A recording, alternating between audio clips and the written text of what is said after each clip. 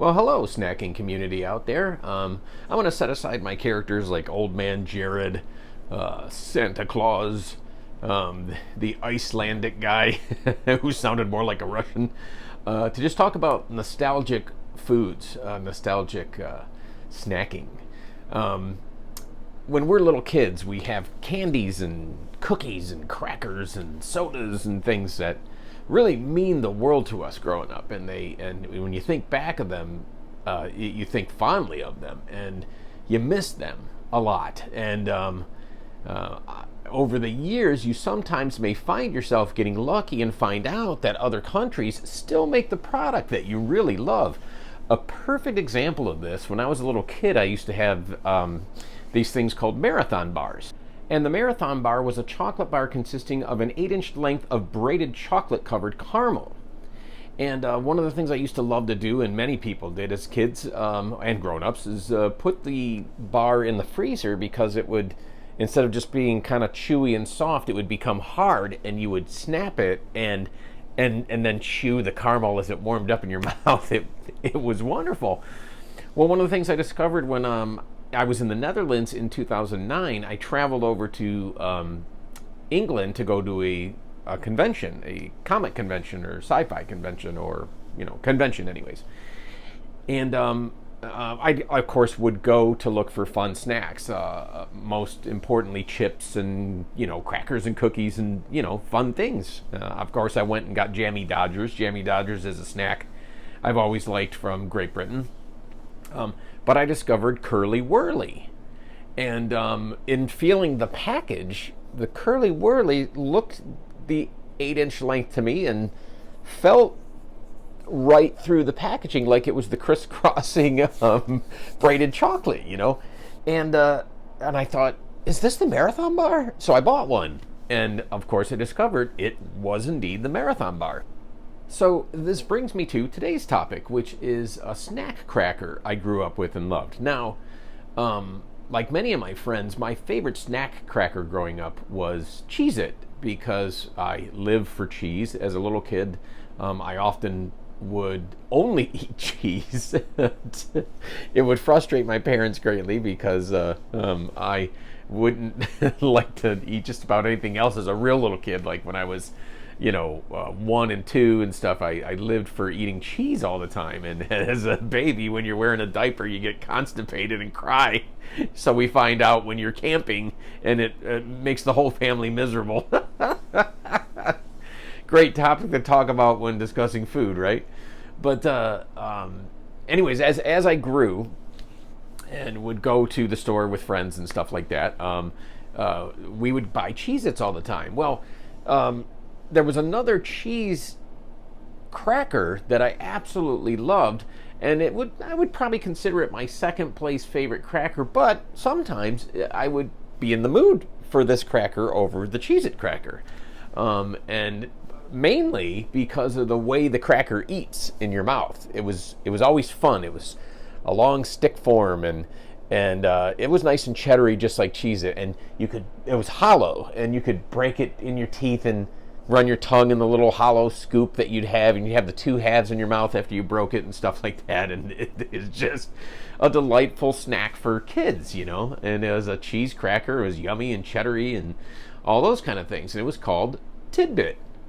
And I loved Tid-Bits. I loved them. And if I wasn't buying Cheez-It, I was buying Tid-Bits. And they even had similar sized boxes. I remember they had these kind of smaller boxes. They were probably, I don't know, maybe 5-ounce boxes, and they'd have either Cheez-Its or the Tid-Bits in them. And I loved them. Well, Tid-Bits were discontinued years ago, maybe around the same time that the Marathon Bar was discontinued. No, they probably went a little longer than that. It seems like when I was at Specs Howard with my friend Dan, we would get Tid-Bits still. But I'm not absolutely positive about that. But around 89, 90, it's hard to say. I'll have to look up and try to see when they stopped making Tid-Bits. So I've missed them for years. I talk about them with people, and a lot of people don't remember Tid-Bits. They don't remember them at all. And I would describe it, and some people would be like, "Oh, what you're describing sounds familiar." And anyways, long story short, one day I was thinking, I wonder if there's a company that still makes something like Tid-Bits, or are there still Tid-Bits in a different country? And so on Amazon, I just typed Tid-BIT Cheese Crackers, and I came across a company called Christie, and Christie Cheez-Bits are sold in Canada. And here's what the original box of Christie's Cheez-Bits looks like. And I even ordered 2 boxes of these Christie's Cheez-Bits on Amazon. And what I wound up getting instead was still from Christie, but Ritz Cheez-Bits. So I'm assuming that the Christie brand renamed their just Christie Cheez-Bits to Ritz, because Ritz is a much more well-known cracker name, and they're popular, and Ritz have a crap ton of different varieties and flavors of crackers and stuff. Only they don't make these Ritz Cheez-Bits in the United States. So anyways, I got 2 boxes, and if you look at it, they look like the Tid-Bits I showed you just a moment ago. They look like the same stick thing. So of course I was very excited to find out if these were indeed Tid-Bits. So that's what I'm about to find out right now, and I'm going to be very excited if they are. I'll have to try and contain myself. Oh, and so by the way, Christie was at one point, they were in Toronto, and they made biscuits and stuff like that, and they eventually sold their company to Nabisco. And of course, Nabisco made Tid-Bits. So it's one of the other reasons I'm thinking that these are definitely Tid-Bits, because Nabisco made them, and a lot of times products are more popular in other countries than they are in the United States. So they may have kept the line of Tid-Bits because they were so popular, whereas in the United States they were probably losing their sales to Cheez-It, I'm assuming, especially as Cheez-It grew and got bigger and the Sunshine Company was sold to Kellogg's. So anyways, let's stop wasting time and open these babies up and see if they taste like Tid-Bits, or if they are indeed Tid-Bits. I'm very, very excited here.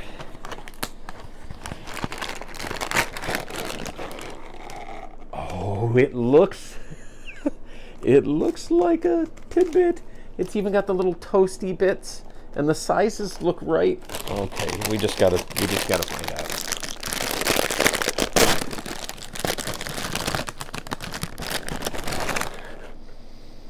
Oh, they smell like Tid-Bits. Here's the moment of truth.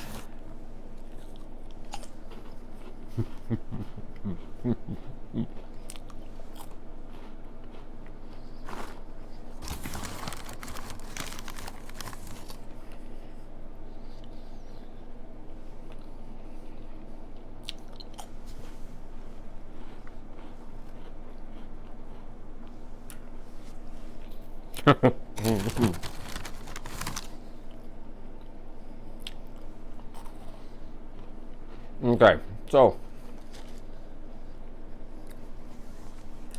they do indeed very much taste like Tid-Bits. So you can even, I don't know if it'll come, yeah, you can see it right there. You can see that line of separation, just like the Tid-Bit used to have, where they bring that top and the bottom together. I'm going to try to, okay. So you can see that almost scooped thing there, where it's like kind of hollow. Now I will say that it's very similar, but not quite as hollow as the original Tid-Bits used to be. I can still pop them open in the side of my mouth and kind of eat them like I used to that way. Now, me being a kid, these seem like they're a little smaller than what I remember, but maybe not, because as a kid you have smaller hands, smaller mouth, all that kind of thing. They might be the exact same size. Wow, I will say that the flavor is very much spot on. It is a Tid-Bit, so flavor-wise, I'm very happy. Seems like, from memory, the original Tid-Bits were much more hollow than these are, but could just be a matter of processing and the way things change and how you bake things, and but overall the flavor profile's there. This is exactly a Tid-Bit. I am a very happy man. So I will be buying these in the future And I'll probably bring these to trivia Thursday so friends can taste them and see if they remember their Tid-Bit memories. Because most of the people that go to music trivia are my age. Some are younger. Anyways, big thumbs up. They're like I remember. Ritz Cheese Bits. They're pretty much Tid-Bits. My goodness sakes. I better put these away. Wow.